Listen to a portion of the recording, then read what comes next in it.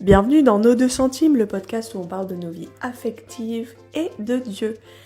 On finit cette saison sur l'amitié avec 7 épisodes de Nos 2 centimes où on répond encore à des questions de ChatGPT et de moi-même.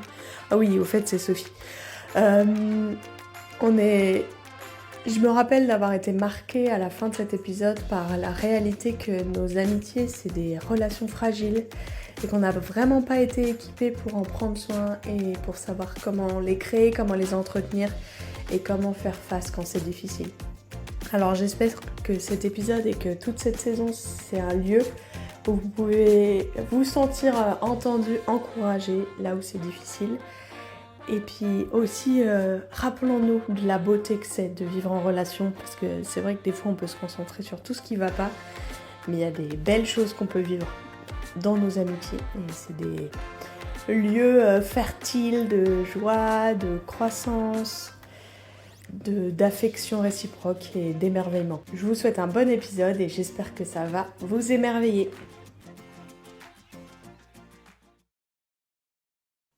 Nous avions fini la semaine dernière sur un silence de réflexion intérieure et de réalité dans nos vies qu'on ne peut pas dire dans le podcast parce que c'est des vrais gens, hein, on pense à des vraies situations. Donc maintenant, nous allons commencer avec aussi une question lourdingue qui est: est-ce que c'est grave si on n'a pas les mêmes attentes dans une amitié? Et qui va avec la question suivante: comment faire quand les attentes dans l'amitié ne sont pas les mêmes? Deux options: se contenter de ce que l'autre nous donne ou essayer d'adapter la relation à nos besoins. C'est quelqu'un qui nous donne des pistes de réflexion. C'est gentil. Merci. Est-ce qu'on a, est-ce qu'on peut avoir les mêmes attentes dans l'amitié? Moi, je pense pas. Moi, je pense pas non plus. Non. Des fois, c'est pas trop grave. Non, des fois, je pense que je pense que des fois, ça peut être assez similaire. Enfin, mais... Après, moi, je pense que je l'ai déjà dit, mais je pense que si on veut des amitiés saines, il faut travailler sur nos attentes, quoi. Il faut essayer de les placer au bon endroit, il faut essayer qu'elles soient réalistes, il faut se rappeler que notre sauveur, c'est Jésus, parce que je pense si vraiment dans une amitié, le conflit des attentes, devient hyper problématique, c'est qu'en fait, ce qui te nourrit, c'est pas la personne en face, c'est ce qu'elle te donne, quoi. Et je comprends que c'est quasiment inévitable, mais si on pouvait réussir à être amis avec les gens pour les gens et pas pour ce qu'ils nous apportent, même si évidemment c'est imbriqué, ce serait quand même cool, quoi. Moi, il y a un truc qui me dérange dans le terme attente, c'est le côté extrêmement passif. Ouais. J'attends quelque chose Mmh. de l'autre. Et là, ça me fait penser à quelqu'un qui se plaignait parce que personne dans le groupe ne prenait de ses nouvelles. Et cette personne, je dis, mais est-ce que t'appelles t'appelles les gens du groupe ou tu prends des... Donc le groupe était dans le même endroit géographique, la personne a déménagé, s'est éloignée, et le groupe continue de vivre, et ça plainte à cette personne. Et j'entends et je comprends. Quand on a envie que le groupe se dise, il y a quelqu'un qui nous manque, prenne des nouvelles. Mais derrière cette plainte de personne prend des nouvelles, et quand on renvoie la question, mais est-ce que toi t'as pris des nouvelles d'eux? Eh ben non. Et ce côté, des fois, je suis dans mon coin en train d'avoir des attentes que les autres agissent de telle ou telle manière envers moi. En fait, on n'est pas dans une dynamique de qu'est-ce que je donne et qu'est-ce que je donne gratuitement, parce que le don, c'est pas qu'est-ce que je marchande, qu'est-ce que je donne. Si l'amitié, c'est un lieu qu'on veut vivre dans une relation euh, d'amour, alors là, je parle plutôt pour des chrétiens, mais d'amour au sens biblique du terme, c'est la question principale, c'est plutôt qu'est-ce que je donne que est-ce que un tel répond à mes attentes, quoi. Ouais, je suis d'accord. C'est ça que je veux dire quand en fait tu devrais te poser la question. Tu devrais pas te demander ce que ton ami veut faire pour toi, mais ce que tu peux faire pour ton ami. Là, je suis en train de citer Abraham Lincoln, je crois. Enfin, c'est peut-être un fake, mais je trouve Le il y a vraiment quelque chose de l'ordre ouais, du don, quoi. Et, euh, et, et de pas être dans l'exigence. Et peut-être moi, quand j'entends le mot attente, en fait, ce que j'entends vraiment, c'est le mot exigence, et c'est pour ça que j'aime si peu. Et je reconnais que c'est pas exactement la même chose, mais moi, je suis toujours un peu démunie face à des personnes qui trouvent qu'on se voit pas assez, qu'on parle pas assez deep, qu'on moi je suis un peu là, bah, désolée, mais en fait, c'est moi que tu as quoi comme ami. Tu as pas quelqu'un d'autre et donc tu as pas quelqu'un, tu as moi avec le travail que je fais et le fait que je suis prise beaucoup le soir. Tu as moi avec le fait que, je parle facilement et puis il y a des sujets en fait, j'ai pas j'estime que c'est pas à toi que je vais en parler ou machin et donc j'ai l'impression que des fois les gens, ils veulent être amis avec une autre version de la personne qu'ils ont en face, quoi. Bah, désolé, mais en fait, je sais pas si tu es amie avec, quelqu'un, qui est marié, qui a 4 enfants et qui a un boulot très chargé, bah, tes attentes, d'en fait se voir, 2 fois par semaine, bah, Mmh. des attentes qui collent pas avec la personne que tu as en face, quoi. Donc c'est cette personne-là qui est ton amie. C'est pas un espèce de fantasme que tu as, de peut-être des restes du collège ou j'en sais rien et donc d'être un peu plus pragmatique, quoi. Moi, je pense qu'il faut qu'on soit plus pragmatique en amitié et un peu moins idéaliste, mais après c'est facile à le dire pour moi, je suis plus pragmatique qu'idéaliste, mais bon. Oui, en fait, j'aime bien ce que vous dites parce qu'il y a cette notion de accueillir l'autre comme il est, accueillir l'ami comme il est et accueillir dans comment il habite l'amitié parce que c'est vrai que l'amitié, elle se vit à deux, elle se vit pas dans ta tête. Et c'est peut-être quelque chose dans l'attente d'arriver à discerner dans quelle forme l'attente il y a quelque chose de légitime parce qu'il y a quelque chose peut-être de dysfonctionnel dans l'amitié, peut-être quelque chose de non satisfaisant, et de quelle mesure l'attente est exigence et en communication non violente, quand tu t'exprimes, enfin c'est il s'est passé ça, j'ai pensé ça, j'ai besoin de ça, et voici ma demande. Dans la demande, c'est une demande libre. Et c'est une demande que tu peux faire où tu reconnais aussi que tu demandes quelque chose à toi-même et tu demandes quelque chose à l'autre. Et dans la liberté qu'il y a, ben en fait, moi, j'aurais besoin de ça. Est-ce que tu es d'accord ou pas? Et si la personne, elle dit non, est-ce que toi, tu veux continuer d'investir dans cette relation ou pas? Et tu as le droit, en fait, de dire non, ça me convient pas. Du coup, je vais me retirer un peu. Tu as le droit de le dire aussi, de dire si ce que l'autre te donne n'est pas suffisant pour tes attentes, tu as le droit de moins vouloir investir dans la relation. Mais en effet, tu perds la personne. Comme disait Marion. Oui, oui. Et oui, en effet, enfin, pour moi, il y a pas de problème. Il y a des fois, ce que je dis, ça colle pas, quoi. Soit des fois juste pour un temps, soit des fois, bah, il faut l'accepter, mais essayer de faire rentrer la personne absolument dans ton cadre, bah, en fait, non. Je veux dire, si elle peut pas, elle peut pas. Alors il y a des choses qu'on peut changer, hein. Il y a des fois, ça vaut le coup de faire des retours parce qu'il y a des choses, c'est juste des questions de se mettre d'accord et de faire un peu plus d'efforts et tout. Mais il y a des choses, ben, et un tabouret, ce sera jamais une chaise, quoi. Et donc tu peux dire: «Mais moi, je voudrais que tu sois une chaise». Oui, ben, c'est un tabouret, en fait, donc c'est tu peux bien la harceler jour et nuit avec tes messages et tes vocaux d'1 minute 50, ça ne changera rien que le tabouret restera un tabouret. Ouais. Et à l'inverse, je me dis, moi plutôt, je me classifierais dans ceux qui parfois ont des attentes ou des envies. Je dirais même des envies, tu vois, de gens là. Je pense à des gens avec qui j'aimerais bien euh, développer une amitié. Et en fait, je suis pas forcément fichue de le dire. Et en même temps, comme on a tous des vies un peu débordées, si on l'exprime pas, ben, j'aimerais bien. Enfin, je pense à des gens, j'aimerais bien que on se voit, j'en sais rien, une fois par mois et qu'on développe une relation plus profonde. Comme moi, j'oserais jamais le dire, ça. Non, peut-être j'oserais après cet épisode, j'en sais rien. Des fois, on aurait des envies comme ça de créer des nouvelles amitiés. Parce que là, on parle quand même à un âge où c'est quand même un peu moins facile de créer des amitiés. Si on n'est pas là où on avait déjà notre réseau, ben, franchement, se trouver des amis, je sais pas comment vous gérez ça, mais moi, je trouve que c'est vraiment pas facile. Et j'ai l'impression que presque il faudrait des fois oser dire je te trouve chouette, j'aimerais bien qu'on développe une... c'est terrible, hein, peut-être ce que je suis en train de dire. Non, moi je trouve ça hyper cool, en effet, on devrait pouvoir le dire et oser inviter les gens et oser être aussi, plus proactif, ouais. Oui, en faisant une demande libre, en fait, à l'autre qui peut répondre ou pas. Après, Ouais. ça peut juste être, proposer, un resto en face à face, et la personne est terrorisée parce qu'elle pense qu'on n'aura rien à se dire. Ça, c'est comme ça que Sophie Tu te Mais rappelles? non! Mais Oui, c'était pas j'avais ça! peur qu'on ait rien à se dire.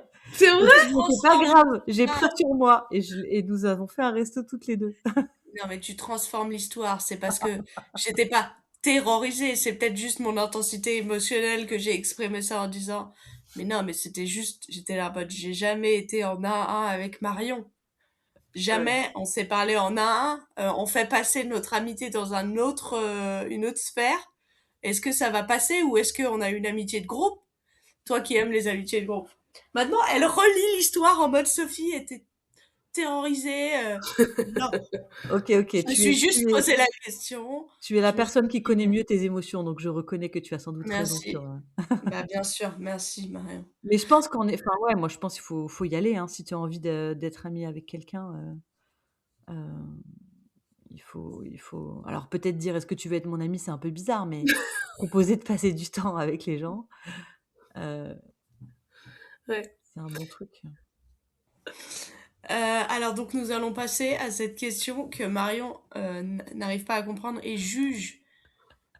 Mais Je suis heureusement le son. désolée, je comprends pas, mais tu vas nous l'expliquer. Alors, Comme ça, on va que pensez-vous de l'idée que l'amitié devrait être au moins un peu contractuelle et un peu sûrement transactionnelle aussi? Je vous explique.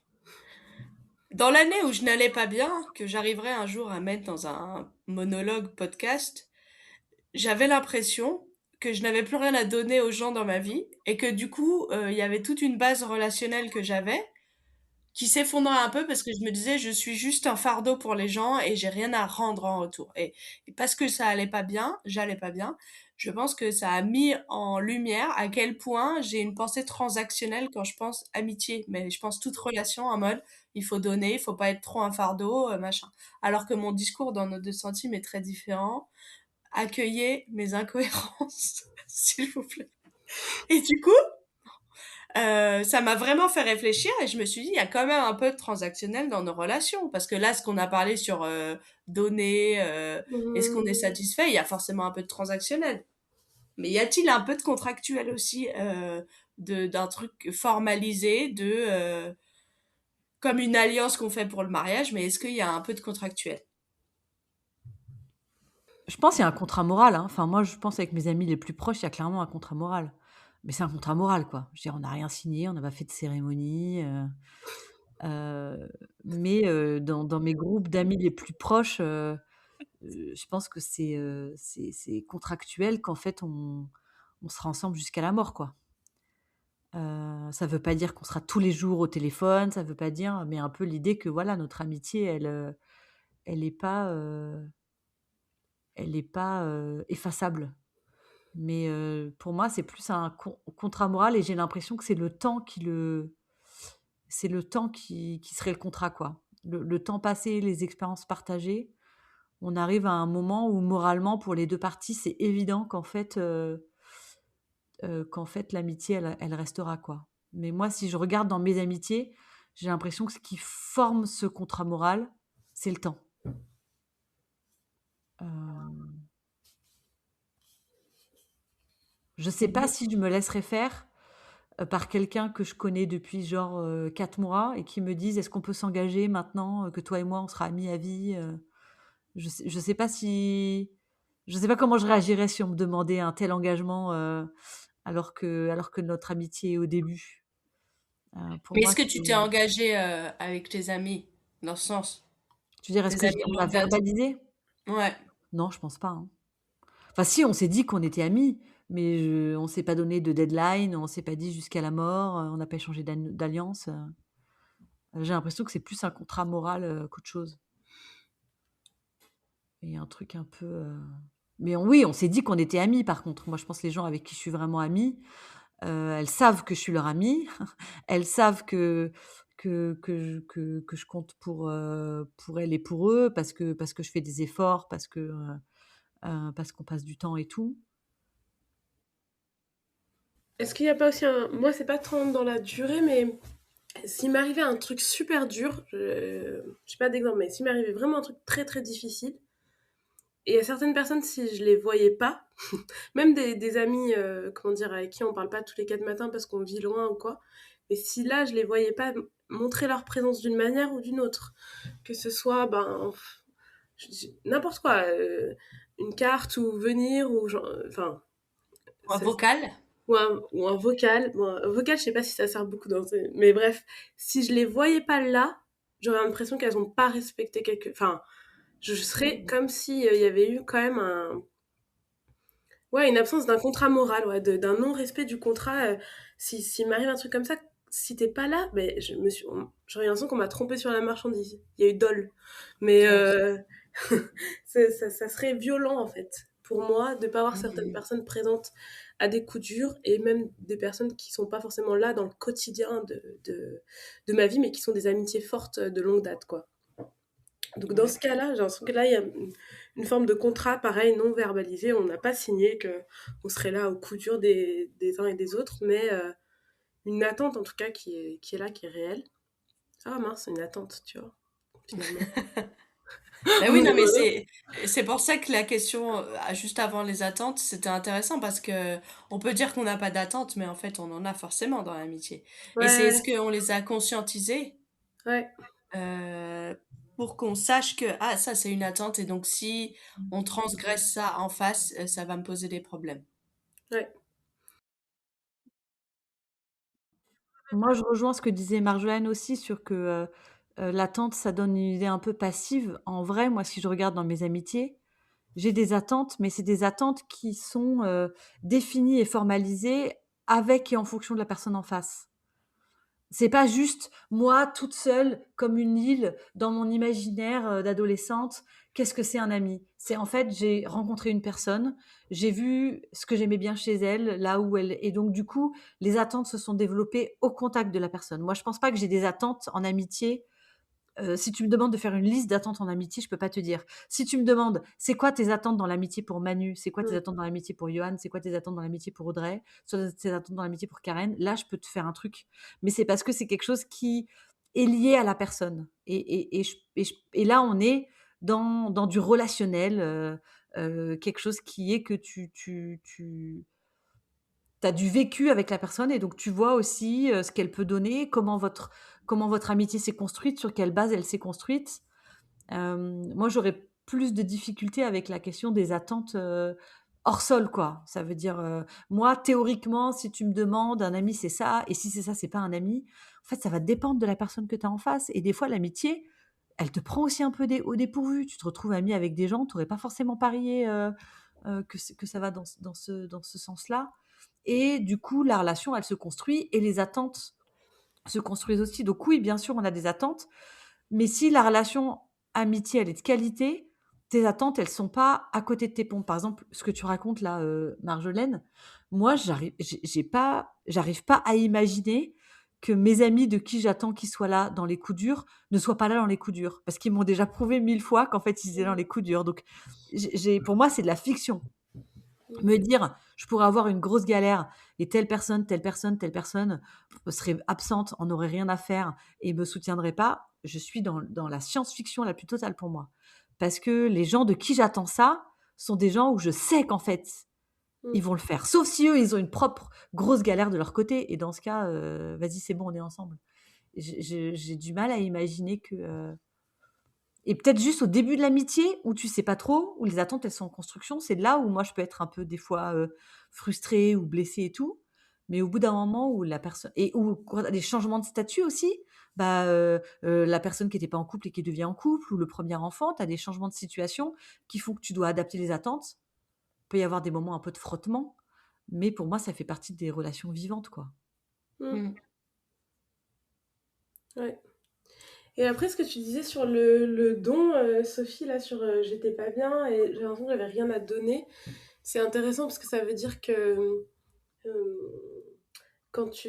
Enfin, je sais pas pour toi que tu réponds nécessairement à cette question, mais est-ce que ça veut dire que on estime qu'on doit donner une certaine chose d'une certaine qualité et c'est quoi? C'est un certain niveau d'attention, et ça veut dire que c'est pas. Ça dépasse notre amitié, elle dépasse le fait que simplement notre personne, elle est aimée. Enfin, ça va profond en fait. Ouais, c'est hyper profond. Et c'est vrai que quand j'ai questionné un peu quelles étaient mes croyances et dans la construction de ma vision de l'amitié dans l'enfance notamment et de la vision de... Je suis allée réfléchir à ça et il y a plein de trucs où je me suis dit, en fait, j'ai compris que les gens étaient libres de m'aimer, mais il fallait quand même que je bosse un peu. Il fallait quand même que je bosse un peu pour tenir leur amour ou pour être digne d'être aimé, d'être en amitié avec eux ou qu'ils soient en amitié avec moi.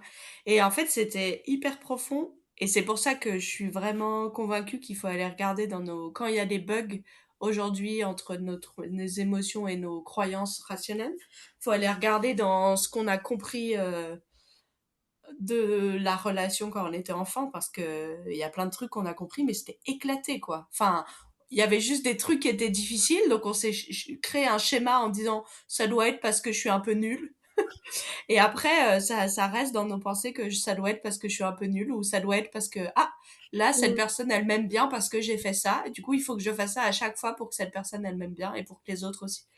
Et donc c'est un peu mais je pense que je pourrais pas dire aujourd'hui, oui, euh, l'amour inconditionnel, 100% on l'expérimente dans nos amitiés, parce que oui, on l'expérimente, mais en même temps, nos amis, ils sont humains. Et du coup, si on continue d'être des gros caca tout le temps, à un moment, ils vont nous lâcher. Et c'est normal. Euh, Enfin, vous voyez ce que je veux dire? Il y a une tension entre l'amour inconditionnel et en même temps le fait que ben, on a des limites et tout ça. Et donc justement, ah non, je propose qu'on passe à la prochaine question, qui est comment réconcilier l'exigence de l'amour présentée dans 1 Corinthiens 13 avec nos limites humaines dans l'amitié. Donc dans 1 Corinthiens 13, euh, Paul il parle de l'amour et c'est là le passage qu'on lit souvent dans les mariages, l'amour est patient, l'amour est plein de bonté. L'amour supporte tout, ça finit comme ça. Et justement, l'amour supporte tout. Je l'ai entendu récemment dans une autre version qui disait l'amour fait face à la place de l'amour supporte tout. L'amour fait face. Et j'ai trouvé ça hyper intéressant parce que pour moi, dans l'amour supporte tout, il y a cette exigence de transgresser les limites pour tout supporter. Alors que dans la traduction l'amour fait face, j'entendais plus l'amour est là, l'amour est présent, mais pas dans supporter. J'entends vraiment dans le mot supporter en français le fait de persévérer même quand il y a transgression des limites. Sachant qu'en plus, là, c'est pas des versets qui sont donnés pour juste des relations amicales ou même des relations choisies, c'est des versets qui sont donnés pour les relations dans l'église. Donc, potentiellement pour un groupe de personnes que t'as pas du tout. Euh, Qui sont pas tes amis. Qui pas sont tes pas tes amis. Ouais. et, euh, et donc, le challenge, il est encore plus haut. C'est marrant parce que moi, il supporte tout. Ça m'a toujours fait penser, et je pense que tu as raison, après il faut tacler la question des limites et tout ça, mais ça m'a toujours fait penser à Jésus en croix en fait. Il y a d'autres personnes qui disent il endure tout, parce que là on a. Je suis pas en train de dire qu'on peut être Jésus en croix pour d'autres, hein, mais quelque part, l'amour qui est décrit là, c'est l'amour que Jésus a pour nous et qu'il a témoigné de façon très concrète et pour lequel il a tout supporté et tout enduré. Et ça répond pas à la question des limites hein, que tu poses, Sophie, euh, mais je trouve que ça nous challenge encore sur cette question d'amour qui est don, quoi. Mais je pense que dans 1 Corinthiens 13, le but aussi, c'est de nous motiver à lutter contre notre égoïsme, d'essayer de comprendre qu'en fait, on peut pas dire qu'on aime et en fait s'économiser tout le temps. Je pense qu'il faut le prendre plus comme un tableau impressionniste que comme un manuel de guide d'utilisation. Un peu une façon de créer de l'élan en nous, et un élan de pas être la personne qui calcule, qui compte les points, mais d'être quelqu'un qui est, profondément dans le don. Je pense que la dynamique de Paul, c'est de la dynamique du aimez-vous les uns les autres, c'est-à-dire que c'est une dynamique de réciprocité. Dans le monde idéal de Paul, ça se vit de manière réciproque. Ça veut dire que moi, je fais ça pour toi et toi, tu fais ça pour moi. La difficulté, c'est quand c'est pas réciproque, parce que si c'est réciproque, il y a pas de problème, il y a pas besoin de mettre de limites, en fait. Les limites, c'est l'autre qui le met. Il t'épuise pas, parce qu'en fait, lui-même, il veut ton bien. C'est toujours le truc de considérer l'autre comme plus important que toi-même. Si les deux le font, c'est trop cool. Le problème, c'est qu'il y en a qu'un des deux qui le fait. Et pour moi, du coup, c'est pareil, c'est pas trop où est-ce que je mets la limite, c'est qu'est-ce que je fais quand la personne en face, en fait, elle donne rien, quoi. Parce que pour moi, vraiment, si dans l'amitié, les 2 pratiquent 1 Corinthiens 13, il y a pas de question de limite à se poser. Il y a pas de question de limite à se poser parce que l'autre va faire attention à toi et il va lui-même, en fait, respecter tes limites parce que lui-même, il espère, il endure et tout. La difficulté, c'est dans les relations, où en fait, il y en a un des 2 qui le fait pas, quoi. Et là, ouais, j'ai posé le problème, hein, j'ai pas dit que j'avais des solutions. Mais en tout cas, pour moi, c'est ouais. Si en face, la personne, elle, elle l'aime aussi de cette façon-là, pour moi, la question des limites, elle se pose pas parce que ça va se faire naturellement, quoi. Et même avec ce supporte tout, où il endure tout, où il fait face, je me demande s'il n'y a pas une question, c'est pas forcément quand l'autre t'attaque, mais c'est justement ce que t'évoquais un peu Sophie, ces périodes où peut-être l'autre doit le porter pendant un moment, on doit endurer, on doit le supporter, on doit persévérer avec lui, et que c'est pas parce que pendant un moment l'autre il est plus en train de m'apporter, mais il devient quelque part euh, euh, un fardeau, même un fardeau, enfin j'y vois pas là quelque chose de négatif dans le fardeau, mais quelqu'un à porter, à accompagner, avec qui marcher, ça reste, enfin l'amour c'est de rester même là, quoi. Ouais.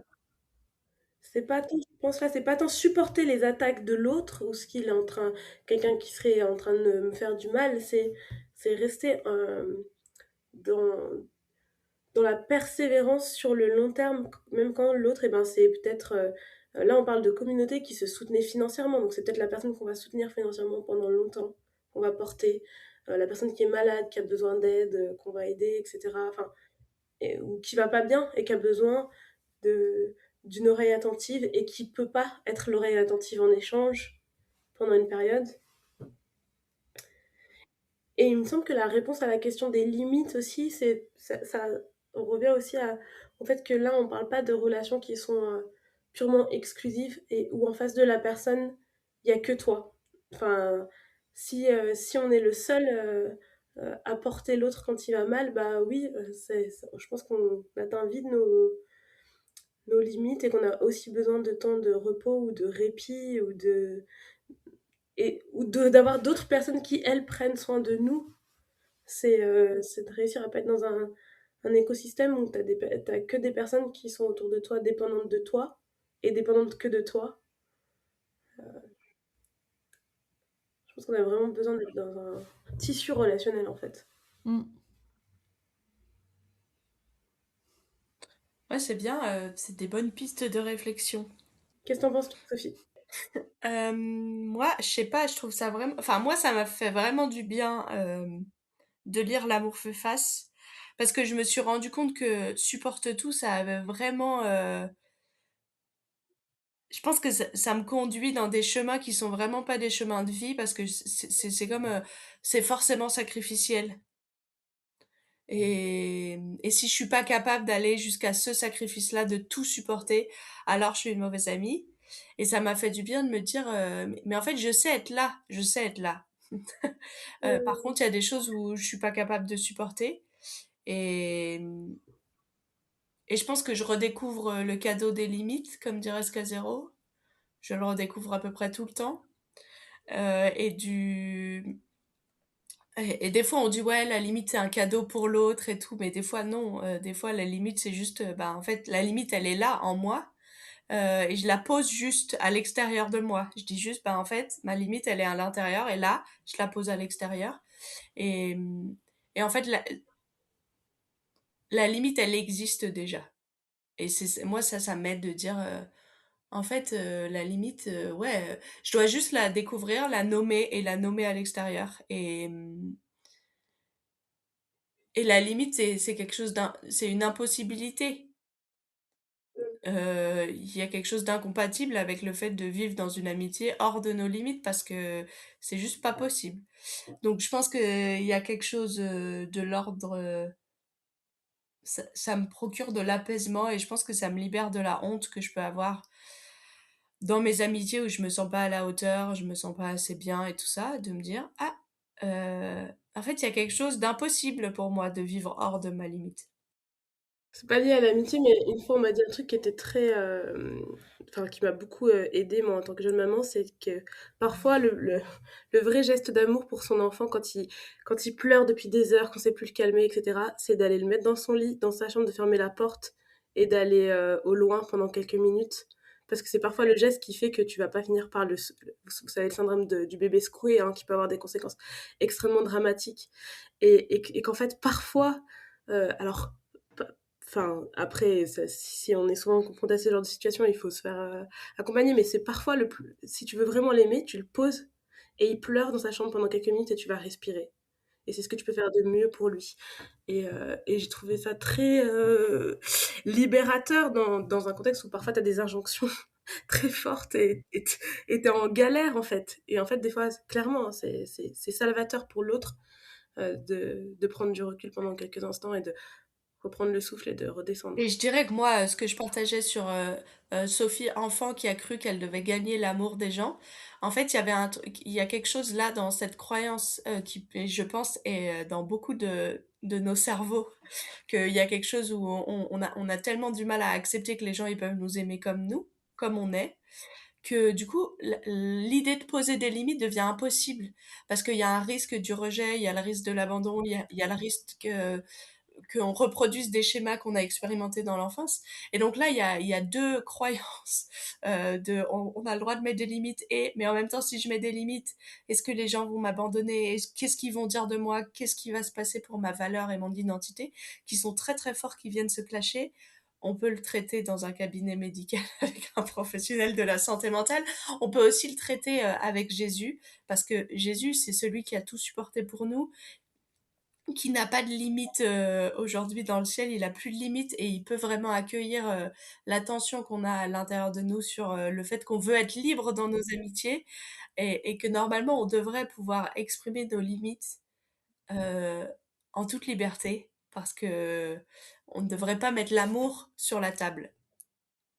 Parce que l'amour s'incarne dans les limites aussi. Mais c'est hyper profond et c'est difficile. Et c'est pour ça que c'est une question qui revient souvent dans mes conversations avec les étudiants et avec mes amis de à quel point on a le droit de mettre des limites, à quel point on a le droit d'exprimer nos limites et à quel point c'est égoïste et où est l'amour dans tout ça. Oui, pour moi, ça revient aussi à accepter que c'est toi qui es ami, quoi. C'est pas la version idéalisée de toi-même et la version qui a besoin de moins de sommeil de toi-même et la version en fait, c'est toi qui es ami avec tes capacités émotionnelles, physiques et relationnelles du moment et que du coup, hem, encore une fois, parce qu'on disait tu peux vouloir que ton pote qui est en fait un tabouret soit une chaise, mais tu peux vouloir aussi toi agir comme une chaise alors qu'en fait tu es un tabouret et je pense que de savoir qui on est et ça c'est aussi dans l'art de ta tabouret chaise, ce sera le truc, c'est aussi dans ta relation avec Dieu que tu découvres un peu qui tu es, ce que tu peux faire et ce que tu peux pas faire et ou donc quelles sont les choses où en fait, ben, désolée, en fait, ça pour moi, c'est juste pas possible et ça veut pas dire que je t'aime pas. Ça veut pas dire que, mais c'est juste que c'est pas qui je suis, c'est pas ce que je suis capable de donner, soit de manière générale, soit juste à ce moment-là. Mais ça demande en fait de bien savoir qui on est et d'avoir une image de soi qui est pas déplorable et c'est ça que je trouve qui est un petit peu difficile. C'est que souvent on construit nos amitiés, à des moments aussi où on sait pas trop qui on est, où on se trouve un peu nul et où l'amitié est là justement pour nous faire dire qu'en fait on n'est pas si nul que ça et qu'on mérite d'être aimé et et moi j'ai bien conscience que c'est beaucoup plus facile à gérer maintenant à l'âge que j'ai, que ça l'était quand j'avais 20 ans, quoi. Bisous sur le front, les étudiants qui nous écoutaient. Ça va mieux après. De mieux en Ça va mieux, mieux même s'il après. y a des périodes difficiles. Alors moi, justement, la question suivante, c'est à quoi ressemble une amitié qui reflète l'amour de Dieu selon vous? Qui accueille que t'es un tabouret et pas une chaise? Ouais, c'est ça. Bah, moi, je dirais, ça dépend des amitiés, parce que ça dépend des gens, quoi. Mais La première chose qui me vient en tête, c'est une amitié où il y a beaucoup de liberté. Euh, de liberté de parole, de liberté où on peut se dire les choses, mais aussi une liberté euh, de vivre nos vies pleinement, du coup, comme Dieu nous les appelle à vivre, et pas emprisonné dans ah bah oui, mais moi j'aurais bien voulu que à ce moment-là, enfin, où on se réjouit de la liberté de l'autre, de voir l'autre grandir, fleurir à certains moments. Alors, bien sûr, ça veut aussi dire des moments où on est là pour l'autre quand il va pas mal, mais moi, la première chose qui résonne pour moi, c'est cette thématique de la liberté. Pour moi, un autre aspect, ce serait la présence. Pas la présence constante et tout, mais que quand on est là, on est là. Et on est là avec qui on est, tout ça, mais Dieu, c'est Emmanuel qui est avec nous. Et, et ouais, pour moi, l'amour de Dieu un aspect de l'amour de Dieu qui me parle et qui est présent et aussi qui me voit, qui me considère, ouais, qui me voit, qui me regarde, qui cherche un ami, ce serait quelqu'un qui chercherait à me voir, à me comprendre, à m'écouter. mm. Et où on mange souvent ensemble. Non, je pense à ça parce que du coup, je me refais Jésus enfin, je me refais l'évangile et alors Jésus qui en plus a la capacité de manger avec des gens qui sont pas tous ses amis, mais oui, c'est le mot présent, ce que tu as dit tout à l'heure qui m'a fait penser ça. Et autour d'une table, en plus, c'est peut-être pas mal. Ouais. Marion, un mot de la fin sur cette question? Ouais, moi, je pense que j'aurais juste besoin, que la personne, sache et respecte qui je suis. Ouais, ce serait un petit peu le truc, et ça pourrait prendre plein de formes différentes pour les gens, en fonction des gens, et je suis d'accord sur le fait de manger ensemble, c'est très Mm. important. Je pense pour moi, ouais, ça a beaucoup de ça a beaucoup de sens, quoi. Du temps partagé vraiment ensemble, ouais. Euh, on va finir par cette question qui est difficile. Comment rester amis quand un ami abandonne la foi après avoir été chrétien ensemble? C'est dur comme question parce que euh, je rejoins Marion quand elle dit qu'on est amis avec la personne et que la personne, elle est toujours, même si elle quittait la foi, elle est toujours une personne de valeur, elle est toujours une personne qu'on peut aimer, elle est toujours une personne avec des qualités, etc. Après, si la foi partagée, c'était un peu le ciment de l'amitié, je trouve que ce serait quand même, pour moi, ce serait pas honnête de dire que ça change rien, quoi. Parce qu'il y a quand même quelque chose qui se partage à ce niveau-là, parfois aussi, qui contribue à l'intimité, dans l'échange de sujets de prière, peut-être même parfois aussi de compréhension des choses, de vision du monde. Donc je pense que euh, ça touche pas forcément l'amour qu'on a pour cette personne, mais la profondeur de relation, j'imagine que ça peut quand même avoir un impact. Oui. Ouais, moi, j'ai pareil, ouais, si c'est sur cette base-là que tu es devenus amis, si c'est ça qui t'a rapproché, ça me paraît compliqué, bah, en tout cas de continuer de la même manière, quoi. Après, je pense que c'est toujours possible de continuer, mais peut-être pas de la même manière.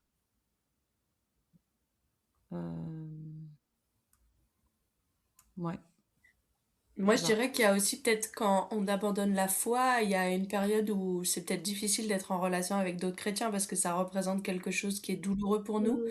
Donc je pense que là, il y a une phase peut-être d'éloignement qui peut être saine jusqu'à ce que la personne qui vit ce chemin sur la spiritualité, qui est un chemin difficile, parce que je pourrais imaginer que la personne chrétienne, le fait qu'elle reste chrétienne alors que l'autre a abandonné la foi pour différentes raisons, ça pourrait être très douloureux pour la personne qui a décidé d'abandonner la foi, de dire mais pourquoi tu continues de croire en Dieu, pourquoi est-ce que tu continues d'aller à l'église et tout, alors que du coup je pense que ça pourrait être difficile de pouvoir s'accueillir l'un l'autre euh, d'une nouvelle manière, sans rancœur et de manière paisible. Je pense que ça peut être difficile en pratique.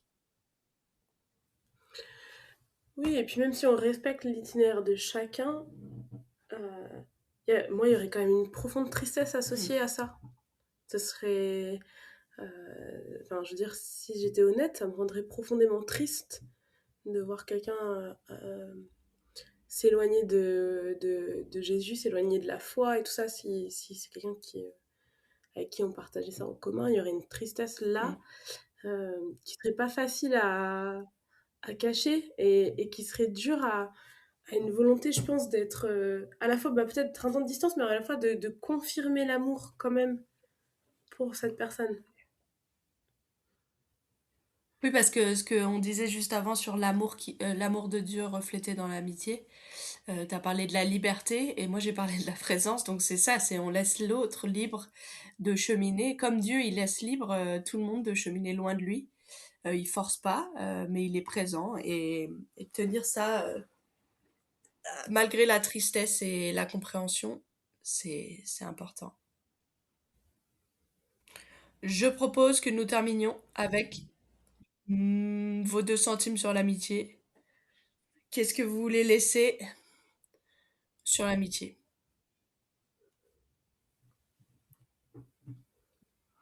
Moi, j'aurais juste envie de dire, l'amitié, c'est pas un concept, c'est un vécu. Et que donc c'est bien de réfléchir sur l'amitié en général, mais ce à quoi vous devez réfléchir surtout, c'est à vos amitiés. C'est aux personnes qui sont en face de vous. Le traiter comme un concept ou comme un modèle, ça va juste vous éloigner de la réalité émotionnelle, psychologique et existentielle de ce que vous vivez vraiment. Donc, c'est bien de lire des livres sur l'amitié, d'écouter des podcasts sur l'amitié et tout, mais rappelez-vous que c'est une réalité relationnelle et c'est pas un Mhm. concept. Ou plutôt, c'est un concept qui n'a de sens que dans la réalité relationnelle. Donc, vous avez le droit de vivre des amitiés très différentes de celles que vos amis vivent. C'est pas un concours de à quoi doit ressembler l'amitié. Si vous pensez que ça honore Dieu, que ça vous va et que ça va avec votre ami, vous n'avez pas de complexe à avoir sur la façon dont vous vivez votre amitié, quoi. Ça va un peu dans la même ligne, j'avais envie de dire, euh, euh, réfléchissez à vos amitiés, mais vivez-les plus que vous les pensez en fait. Appelez-vous, mangez ensemble. Bah, appelons-nous, mangeons ensemble, je lance un appel. Appelons-nous, mangeons ensemble, allons faire une balade en montagne. Il y a plein de choses à vivre. Euh, euh, et, euh, et, euh, et, et peut-être ouais, une recherche de simplicité. En fait, s'il y a des questions, et ben, en simplicité, en amitié, en liberté, se les partager. Enfin, je crois qu'on gagnerait, et moi la première, à grandir en simplicité dans notre façon d'aborder les choses. Ouais. C'est beau. Et moi, je dirais comment exprimer ça? Que l'amitié n'est pas le lieu où je teste si je suis aimable ou pas.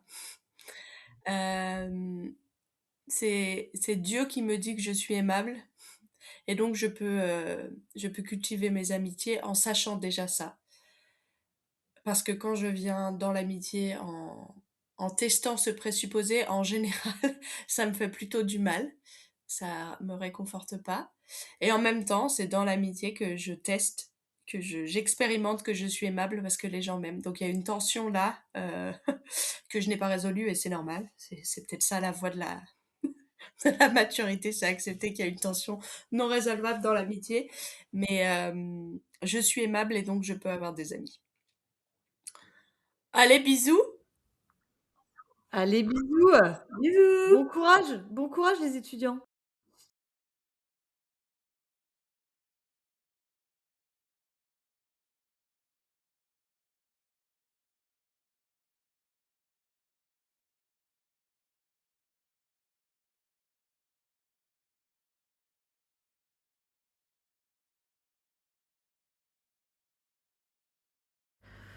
Eh ben, j'espère que ça vous a motivé, émerveillé, fait réfléchir. Nous, ça nous a fait cogiter, hein. On a pensé à la réalité de nos vies. J'espère qu'on entend, hein, que c'est pas que c'est de la pratique, quoi. C'est du vécu. C'est des questions qui sont en chemin. Voilà, on espère que vous pouvez vous reconnaître dans ce qu'on dit ou ça vous parle de vos amitiés. Venez nous voir, nous dire si vous êtes d'accord, pas d'accord sur Insta ou sur YouTube ou sur Spotify.